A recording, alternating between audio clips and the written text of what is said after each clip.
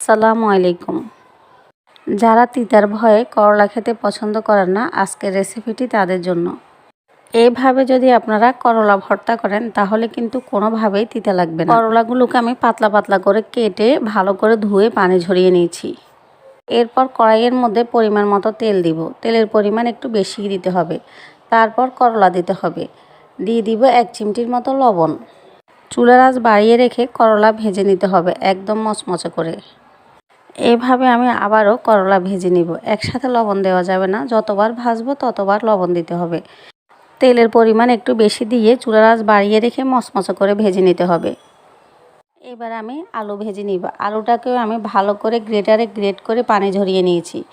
এরপর আলুটা দিয়ে ভেজে নিব চুলার আঁচ বাড়িয়ে রেখে। করলার মতো আবারও দিয়ে দিব 1 চিমটির মতো লবণ। করলার মতো এটাও চুলার আঁচ বাড়িয়ে রেখে একদম মচমচে করে ভেজে নিতে হবে। একসাথে বেশি আলু আর করলা দিয়ে ভাজা যাবে না, তাহলে কিন্তু মচমচে হবে না। বারবার অল্প অল্প করে দিয়ে ভেজে নিতে হবে। এখন ওই তেলের মধ্যে আমি পেঁয়াজ বেরেস্তা করে নিব। আমরা যেভাবে পেঁয়াজ বেরেস্তা করি ঠিক সেভাবে পেঁয়াজটাকেও ভেজে নিতে হবে। পেঁয়াজটা যখন বেরেস্তার মতো হয়ে যাবে তখন পেঁয়াজটাকেও উঠিয়ে নিব। আলু, পেঁয়াজ, করলা সব কিছুকে কিন্তু মচমচে করে ভেজে নিতে হবে। এখন ওই তেলের মধ্যে আমি শুকনো মরিচ ভেজে নিব। ঝালটা আপনারা যে পরিমাণে খেতে পছন্দ করেন সেই পরিমাণে মরিচটা ভেজে নেবেন। মরিচ ভাজা হলেও আমি মরিচটাকে উঠিয়ে নিব। এরপর ওই তেলের মধ্যে আমি মাছ ভেজে নিব। এই মাছটাকে আমি লবণ আর হলুদ দিয়ে মেখে রেখেছিলাম। চাইলে এই ভর্তাটা আপনারা চিংড়ি মাছ দিয়েও করে নিতে পারেন।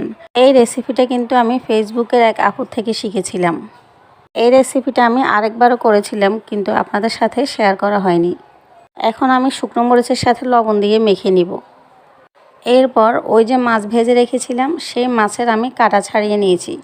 এখন আমি মাছগুলো দিয়েও আবার মেখে নিব। এইভাবে একবার হলেও করলা ভর্তা করে দেখবেন, কি যে মজা। গরম ভাতের সাথে কিন্তু খেতে ভীষণ ভালো লাগে। ধন্যবাদ শামসুন নাহার আপু এত সুন্দর একটা রেসিপি শেয়ার করার জন্য। এরপর এখানে আমি পেঁয়াজ বেরেস্তা দিয়ে দিব। দিয়ে আলতো হাতে মেখে নিব। এই রেসিপিটাতে কিন্তু সব কিছু বেশি কষলে কষলে মাখা যাবে না, একটু আলতো হাতে মেখে নিতে হবে।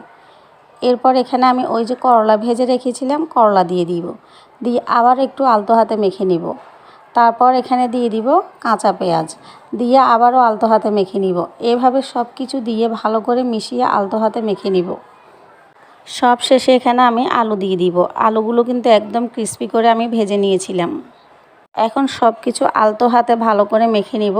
তবে বেশি কষলিয়ে কষলিয়ে এই ভর্তাটা মাখলে খেতে ভালো লাগে না।